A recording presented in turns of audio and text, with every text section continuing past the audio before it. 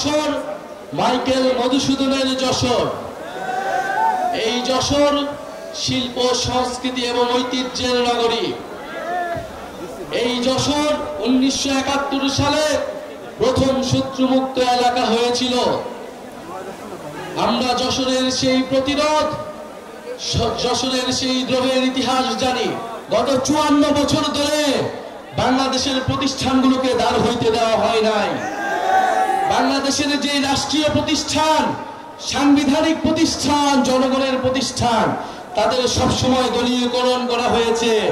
যেই দল ক্ষমতায় এসেছে সেই দলই দলীয়করণ করেছে। খালি হাসিনার ভাগ্য ভালো, তারা 16 বছর ধরে থেকে সম্পূর্ণভাবে দলীয়করণ করতে পেরেছে, অন্যরা সেটা করতে ব্যর্থ হয়েছে।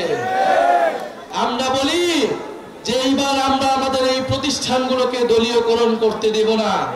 আমরা চাই পুলিশ নিরপেক্ষভাবে জনগণের পক্ষে কাজ করবে। পুলিশ কোন দলের অনুসারী হবে না, সরকার দলের অনুসারীও হবে না। আমরা চাই আমলাতন্ত্র প্রশাসন কোন দলের অনুসারী হবে না। পুলিশ প্রশাসনের প্রমোশন কোন রাজনৈতিক দলের নেতা, সরকারি দলের নেতার উপর নির্ভর করবে না।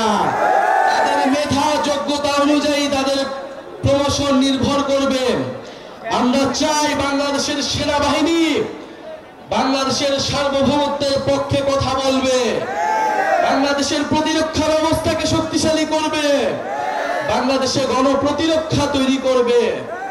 আমরা চাই না এই সেনাবাহিনীর অফিসার, তারা ডিজিএফআই অফিসার, তারা গুমের সাথে জড়িত হবে, সেনাবাহিনীর মতো প্রতিষ্ঠানকে কলঙ্ককরণ করবে।